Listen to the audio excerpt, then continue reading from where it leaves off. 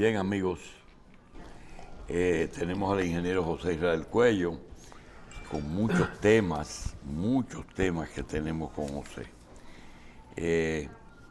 Yo quisiera primero ponerle los temas que mucha gente nos ha pedido, como son el informe de la parte hidráulica en la energía que pagamos y las conferencias sobre cambios climáticos. Pero, como tenemos tiempo, quería preguntarle algunas cosas que nos han llegado, José. Cuando nos dicen los bancos centrales toman el control, ¿qué pasará con los intereses, con el tipo de interés? ¿Hasta dónde los bancos centrales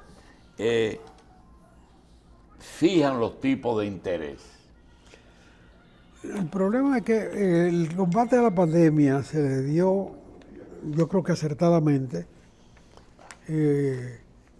una importancia enorme al financiamiento de la descomposición social que conlleva una pandemia de esta naturaleza.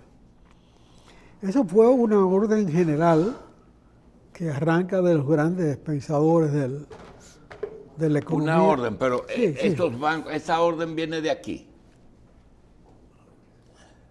Bueno, el Fondo Monetario Del Internacional. Fondo Monetario Internacional. No, yo creo que los talentos de la economía mundial hace rato que tienen claro que este tipo de crisis, ya lo han hecho varias veces, la crisis del 8, la crisis del 2, aquí en el caso de aquí, la crisis del 3, ya son medidas monetarias que se toman para tú paliar los efectos de una crisis de otra naturaleza, que no tiene nada que ver con la economía. Y que en el caso de la pandemia no estaba planeado, ¿verdad? No, una pandemia no se puede planear. De manera que fue una medida que la Reserva Federal Americana tomó, que el Fondo Monetario santificó y que aquí rápidamente se tomaron Las medidas. los sonidos correspondientes. Se aceptó la orden o el criterio. Pero ahora hay que recoger esos cuartos, Ah, ya. porque los efectos de ese dinero en la economía son perniciosos. Producen inflación. Producen inflación, y tú la inflación la manejas o con empobrecimiento ilícito. Y ya eso no volvieron a su santísimo lugar. No, porque ¿cómo tú recoges ese dinero así tan rápido? Le dieron dinero a los bancos sin límites. Sí. Los bancos a su vez lo prestaron a gente. Ese dinero hay que cobrarlo y no prestarlo otra vez. ¿Quién se desprende de un préstamo? Pues tú coges un préstamo hoy, desarrollas tu negocio y necesitas un préstamo más grande mañana. Ese es el ritmo del crecimiento de la vida los económica. bancos han sido tan rígidos que uno dice, pero que ellos no se han comportado de acuerdo a la crisis, no pueden ser flexibles si tienen al Banco Central que es el dueño de los cuartos. Siempre el Banco Central tiene control sobre el manejo de las tasas de cambio. Esto está claro. Otro tema, José, este sí te va a gustar. El precio de la descarbonización. Dicen, ayer Japón publicó que ni ellos ni Estados Unidos y 22 países grandes no firmaron el compromiso de descarbonizar sus países hasta dentro de 50 años. Mira, a mí me parece que medidas de esa naturaleza, pretender tomarlas por vía de asambleas mundiales, no funciona. Podían lograrse las resoluciones que fueran ahí, pero son los intereses. Pero mira, espérate, vamos a entrar ahora mismo en eso. La conferencia de cambio climático, que tiene que ver con conferencia climática. Adelante. Eso es lo que se está discutiendo ahí. Es la segunda conferencia de cambio climático. Hace qué sé yo cuántos años hubo una conferencia que se estableció metas para el cambio climático. Pero los países que tienen el petróleo y los gas naturales son los que manejan esas cosas. Va a Rusia y los países árabes a sacrificar su economía por el cambio climático. No, por favor, no. Ellos van a hacer lo que les conviene, su economía, a su criterio. Si se puede ayudar al cambio climático. Óyeme, todo lo que ha pasado con el daño climático pudo haberse obviado con medidas que se propusieron en el tiempo que el mundo arrancó hacia el motor de combustión interna y hacia todos esos fenómenos que terminaron usando productos fósiles. Pero el motor de hidrógeno se hizo en Estados Unidos por Ford. Y hay modelos retratados en la prensa, ahora recordados por la prensa internacional, de esos vehículos circulando. Pero venció el petróleo. ¿Por qué venció el petróleo? Porque eso no cuesta nada. Abrir un hoyo y vender lo que tú no has producido. Sacar una riqueza que está ahí en el fondo de la tierra. Y los países, Texas en Estados Unidos se convirtió en una potencia económica, y las zonas petroleras de Estados Unidos, la zona de los países árabes y algunos países de la Unión Soviética que tenían petróleo. Pregunta una monjita amiga mía que me escribe a veces que si la hulla, como el carbón. ¿El carbón? Carbón mineral. El carbón mineral es petróleo crudo solidificado. Sí, es de composición de fósiles. Pero es petróleo fosilizado. No se puede decir exactamente porque eso depende del origen del fósil. Podría ser madera fosilizada también. Hay madera el carbón. Fosilizada, ¿no? Sí, yo sé lo que es fosilizada, pero no sí. Pensaba que era la solidificación y fosilización del petróleo. Bueno. ¿Cómo se decompuso eso? ¿Cuál es su naturaleza esencial? Es muy variado. Son dos extremos. El carbón como un producto sólido y el otro que es fluido, y el gas que todavía una fluidez mayor. Porque aquí una vez había un yacimiento de carbón en Samaná, sí, por lo menos se trató de explotar, pero... El problema de ese carbón que está ahí es que es muy volátil. Muy volátil. Entonces habría que montar una planta eléctrica al lado de él para que lo extraen y traen para acá, a donde estaban las plantas eléctricas cuando se hizo ese descubrimiento, o se recordó ese descubrimiento. Sí. Porque no es un accidente que Estados Unidos quisiera montar una base naval en Samaná. Porque eso le permitía cargar energía aquí. Y en ese momento todavía, cuando se produjo la intervención americana aquí, en el momento de la discusión con Báez sobre la anexión, la cesión de la bahía de Samaná, sí, los barcos caminaban con carbón y leña. Necesitaban la caldera. Sí, necesitaban tener bases de abastecimiento. Y entonces, antes de cruzar el Atlántico. Sí. Por eso le interesaba a Cuba, le interesaba a nosotros, le interesaba a Puerto Rico. Pero ya eso no es necesario, porque ya no hay que hacer una reposición. Ahora bien, ese carbón puede servir para producir energía hoy, instalando una planta eléctrica allá. Perfectamente. Ahora, si hay que traerlo aquí, lo que viene es un bagazo. Bien. Okay. José, ¿qué es el informe de la parte hidráulica de la energía que pagamos? Mira, el administrador de la parte hidráulica de la energía del Estado es una de las empresas más lucrativas que tiene el Estado. Sus ganancias se pueden estimar en 400, 500 millones de dólares al año. La eje hidráulica. Y ese dinero se gasta a discreción de la administración de esa empresa. Entonces, no conozco quién es, de dónde lo sacaron. Ahora me entero que el de correo viene del comedor de la UAS. Los PRDistas tomaron el poder, ellos ponen su gente. Bueno, de manera que no sé de dónde salió este señor, pero él es muy activo en la política, tiene aspiraciones de ser senador por San Cristóbal, y dedica una parte considerable de ese dinero a obras de carácter político social, que si una iglesia se está cayendo, que si una cancha hay que hacerla, que es ligero con eso. No estoy hablando de dólar ni nada de eso, no tengo ningún elemento para decir eso. Simplemente gastando, haciendo política con dinero, como pasó con la propietaria de la participación estatal en las empresas existentes. ¿Cómo se llamaba? Fomper, que se la pasaban haciendo canchas y tonterías, y ese expediente no se ha abierto. Porque eso sí tiene cola que pisar. Bien. Y rindió un informe sobre los resultados de su primer año. Habla de todo, menos de detalles tan íntimamente ligados a sus obligaciones, que él le pone el tema 1 sobre la mesa. ¿Cuáles son los temas ligados íntimamente a sus obligaciones?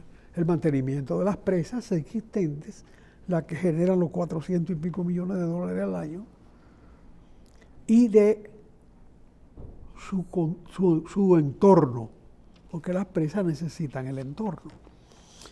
En todo el informe hay muchos detalles. No se habla de cuántos palos tú has sembrado, hombre de Dios. ¿Cuántos fosos de presas has limpiado?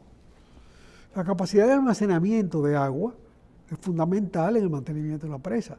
Si tú dejas que se te llene de escombros y de sedimentos, viene a ver que la presa no funciona como tal en términos de una cantidad de agua capaz de generar una energía de emergencia o de base. Aquí hay pocas presas que funcionan de base. Pero ¿cuál es la razón por la que no funcionan de base? Porque aguas arriba de la presa está devastado en términos forestales. Y en consecuencia, la tierra no filtra el agua, no mantiene el agua el tiempo suficiente. Eso hay que sembrarlo, que se gaste una parte del dinero. Se lo voy a repetir mientras esté en el cargo y al otro que pongan hay que repetir.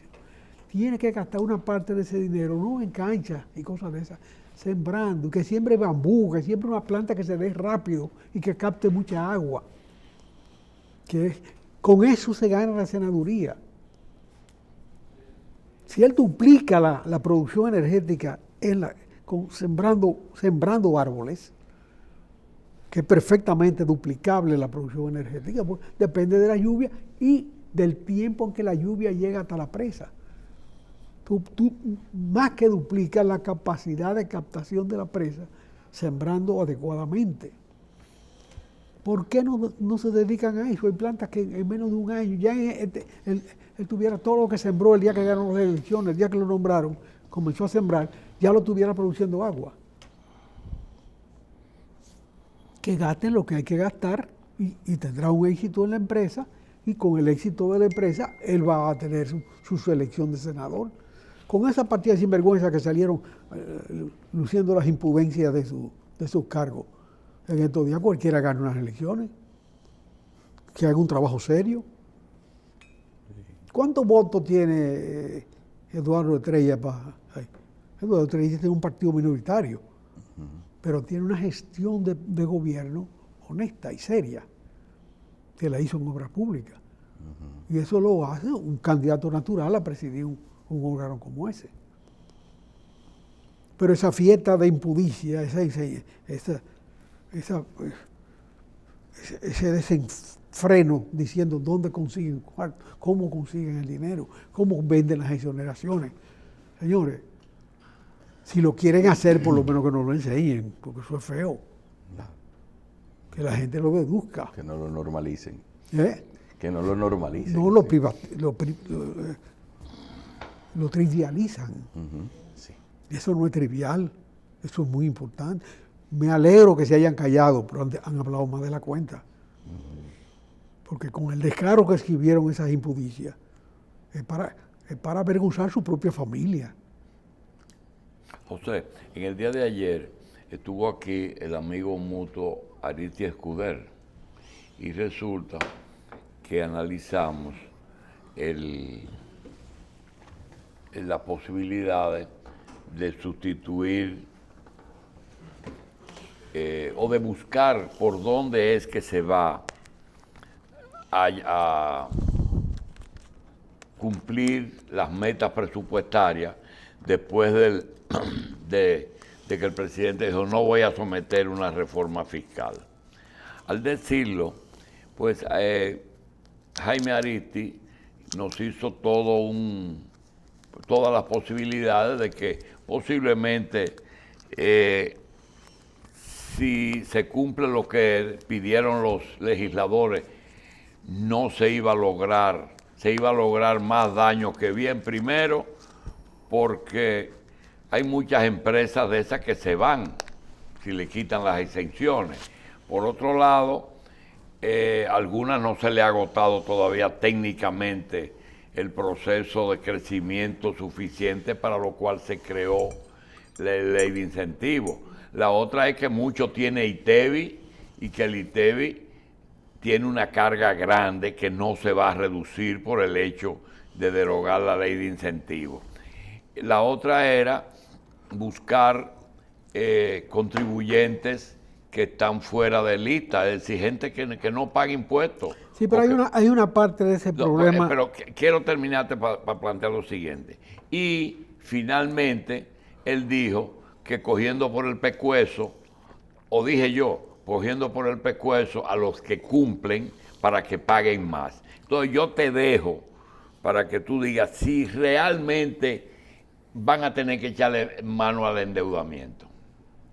No, el endeudamiento es un expediente abierto. ¿Es? Un expediente abierto. Cuando se coge esa ruta, tú siempre vas a deber más dinero. Eso a nivel privado y a nivel público vale. Y sobre todo a nivel público porque lo que no le duele a nadie como las cosas públicas. Bueno, pero hay un aspecto de esas concesiones que naturalmente en el debate del Senado asqueroso no se trató seriamente, que son las concesiones otorgadas y vencidas. Yo te voy a mencionar una. En el año 50 no había ley de desarrollo industrial. De incentivo no de incentivo, no había nada de eso. Eso es más para acá. Y más democrático, por supuesto. Se hacían las concesiones por leyes especiales.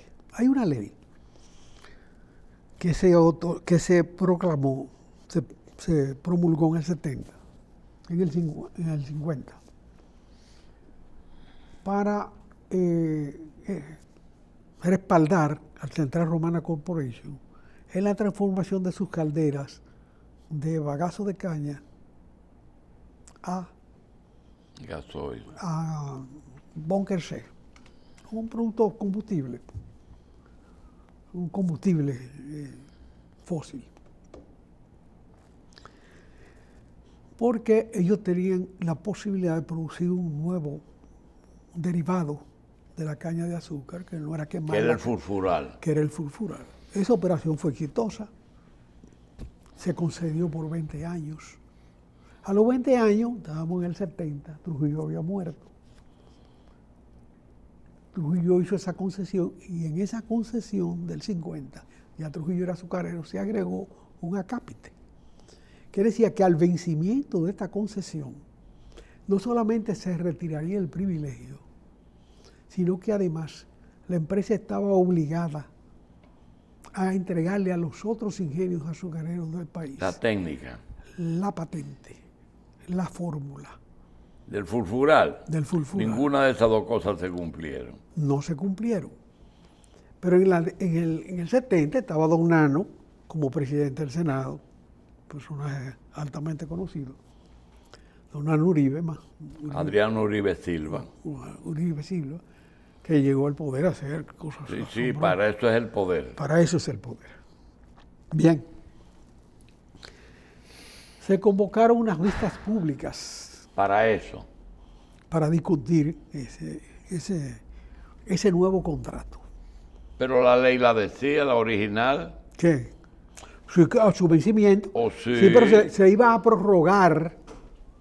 No era prorrogable Y había que pasar la fórmula. Exactamente, bueno, pero tal vez había condiciones para prorrogarlo, Sí. pero no para que no entregaran la fórmula. O sea, se podían debatir cosas. Pero invitan a una vista pública y hubo un joven periodista, escribidor de páginas de periódico, que se presentó allá. Yo quiero hablar. Tú no tienes nada que hablar aquí, decía nada.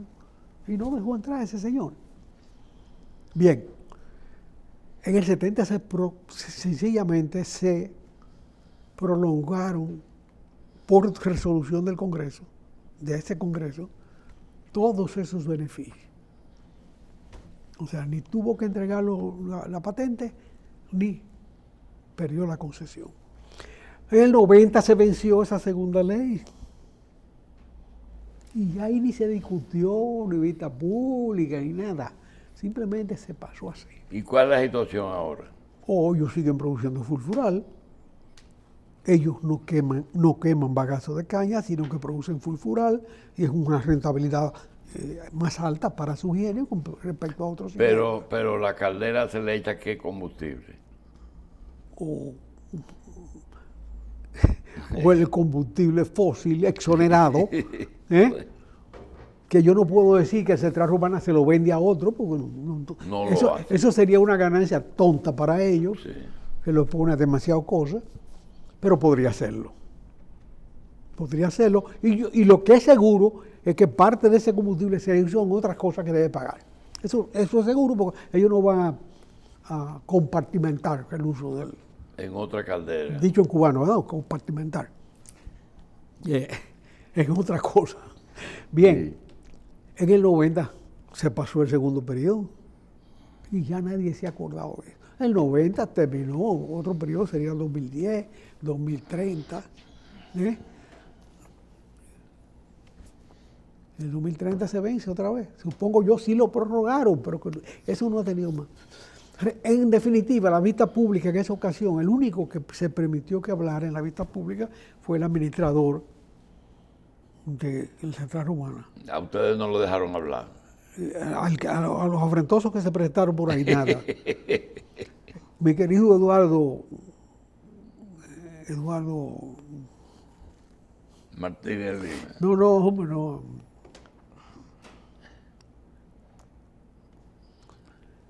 Era el administrador. Eduardo, que fue gobernador del Banco Central. El del Banco Central, el papá de W. Exacto. Sí. Eduardo Fernández. Eduardo Fernández Picharo. ¿Era qué? Era el administrador general del Central Romana. Sí, en ese momento, y fue el único que fue a exponer las razones del Central para que se le entendiera. Pero debate de vista pública, nada. Sí. Eso no, él hizo su oposición. Porque Eduardo Fernández fue gerente Romana. Sí, presidente de la compañía. Qué bien. En ese momento lo era. Ahora bien, eso se ha multiplicado por mucho. Ese ejemplo, ¿por qué?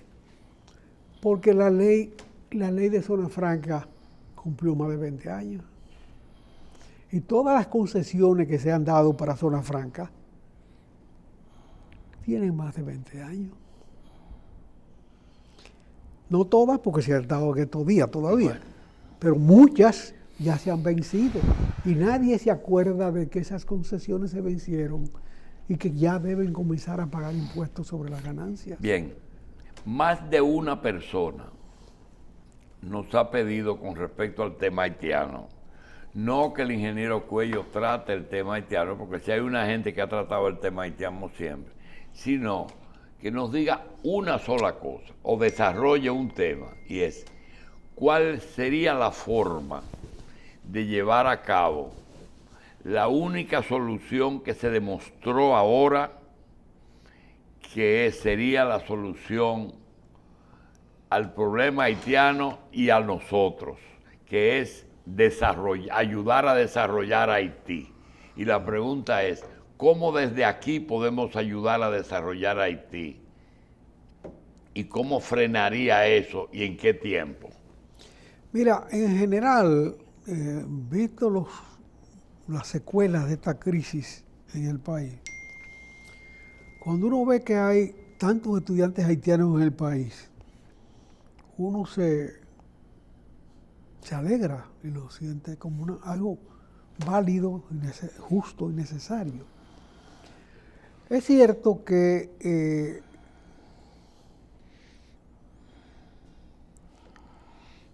recuerdo una palabra del presidente de Senegal, que llegó a ser senador del Parlamento francés, a nombre del Partido Comunista francés, porque se había formado en Francia. Y luego fue padre de la patria y presidente de Senegal, que decía, si tú quieres que un hijo sea capitalista, mándalo a Rusia a estudiar. Si quieres que sea comunista, mándalo a la Sorbona. Esa fue una frase de él. Dijo el de Senegal. Sí. Vale hoy para los haitianos. Hay gente que estudia afuera y que en definitiva rechaza eso. Y eso es natural. Ahí Arití estudió aquí, ya. Sí. Se formó por los salesianos salesianos en La Vega.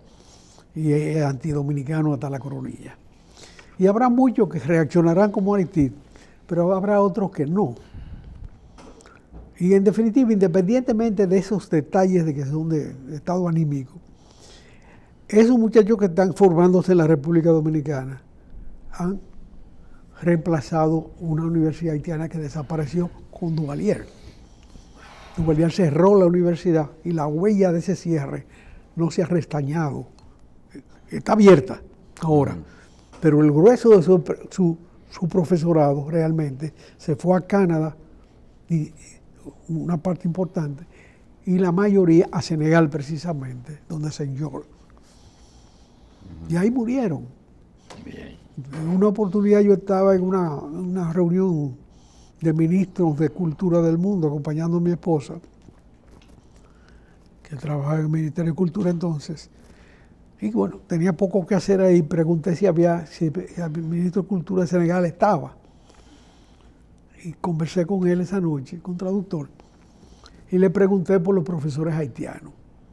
Y la reacción de él fue la misma que yo hubiese tenido si me preguntan por mis profesores españoles, hijos de la República Española. ¿Cuál fue? Amos Sabrás y otros profesores, pero sobre todo don Amos Sabrás.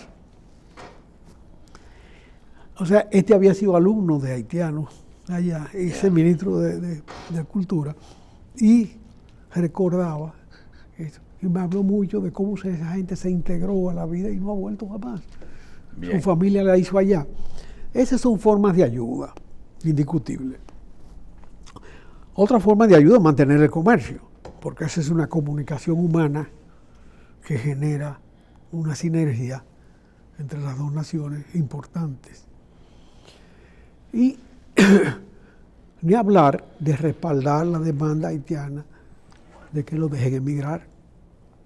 Nosotros no podemos acoger toda la necesidad de migración de los haitianos. Y ellos mismos lo han comprendido. Por aquí pasan muchos hacia otro destino. Ya no en botes a Puerto Rico, en avión a Chile. La mayoría de esos que se van a Chile hace tiempo, se van de aquí. ¿Por qué se iban a Chile? Porque allá podían trabajar sin visa, no necesitaban visa y no lo molestaban. Pero llegó un momento que se creó una situación de hacinamiento en un enclave y comenzaron a caminar a pie hacia Estados Unidos. Eso es sumamente dramático. Aunque no es el Darién. El Darién es la dura batalla ya acercándose. Sí. Pero llegar desde Santiago de Chile hasta el Darién es cruzar el continente en el sentido sur-norte. No, y en las detenciones de haitianos que se hacían en Chile, uno los oía hablando y uno veía que esos haitianos habían tenido una etapa intermedia de aprendizaje del español, que era el paso precisamente por aquí, por República Dominicana, como un lugar de paz, la residencia en un país donde hablaban español que le permitió defenderse en Chile y que posteriormente le ayudó también a esos Estados Unidos. Es una migración experimentada ya, lo que estaba llegando a Estados Unidos. Nos llama un super amigo de Super Romana y nos dicen que el amigo Fernández realmente fue quien vino al Congreso a nombre de la empresa a defender, pero que él no era realmente el administrador, era el contralor del central. Bien, hay algo que te quiero preguntar, sencillamente si tú crees que es así, dice, si el gobierno dominicano ha otorgado 89,000 visas para estudiantes haitianos y solo hay poco más de 11,000 estudiantes inscritos, ¿a qué se dedican los 78,000 visados que no están inscritos en ninguna institución académica? A trabajar. ¿Verdad? A trabajar. ¿Quién lo mantiene? En otra cosa. Tú lo mantienes. El que está lo mantiene. Los haitianos vienen a trabajar aquí. Yo lo que Ellos no tienen ni cama, ni sitio donde vivir. Hay que ser muy inhumano para eso. El éxito de la comunidad dominicana en Estados Unidos. El que fue a trabajar. Que fue a trabajar. Y que encuentran una cama el primer día. Entre los dominicanos. Bueno, así mismo los haitianos aquí. Nosotros podemos tener el lujo de 7,000 millones de dólares de remesas mandados de allá para acá y no queremos que los haitianos lo tengan aquí para ellos. Pero el espacio que dejamos vacío aquí tiene que llenarlo alguien. Yo dije el otro día que hasta los trabajos no legales que hacen unos pocos en Nueva York es el trabajo más difícil de la cadena de ese tipo de negocio, que es el menudeo en la calle. Es decir, que es a trabajar que van en todo sentido. Oh, pero claro. Bien. Bueno. Sobre la conferencia climática hay que decir que fracasó una más, porque los que viven del petróleo deciden cuándo el clima va a cambiar. Pero aquí en la República Dominicana hay que pensar en la República Dominicana. El paso atrás que se dio con Punta Catalina, de cuando ya la hora de los combustibles fósiles está sonando, instalar la planta más grande del país con combustible de esa naturaleza, nos va a costar muy caro. Y ahí está el beneficio grande del gas natural, del gas natural. Ahí está mermado, porque los precios los juegan allá. No por la demanda no ha crecido en el mundo, es mentira. Es porque ellos constituyen un cártel que tienen derecho a hacerlo porque esos son sus recursos, no tienen por qué regalárselo a nadie. Pero nosotros sí tenemos la posibilidad de convertir en cero la factura petrolera, en cero.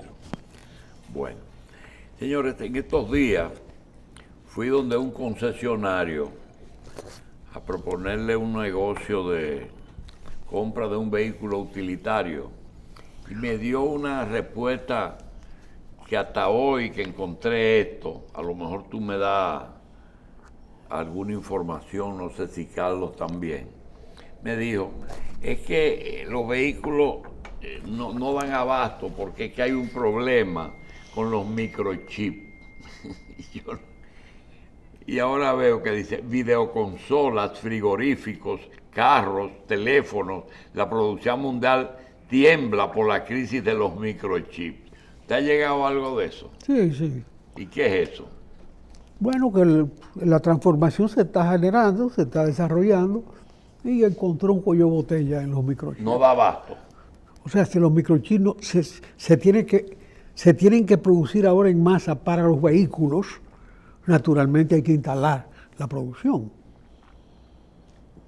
¿Y cuál es la materia prima de eso? El litio. Tierra rara y cosas de esas. Sí. Los exportadores de cobre, litio y cobalto serán los grandes beneficiarios del cambio del patrón de la matriz energética. Ya estamos en la misma hora. Sí. Bien. Bueno, José, gracias. Vamos a ver qué tenemos el martes que viene, si ya el problema haitiano se resuelve. El problema haitiano va a durar mucho para resolverse, pero con odio no se resuelve nada. Pausamos.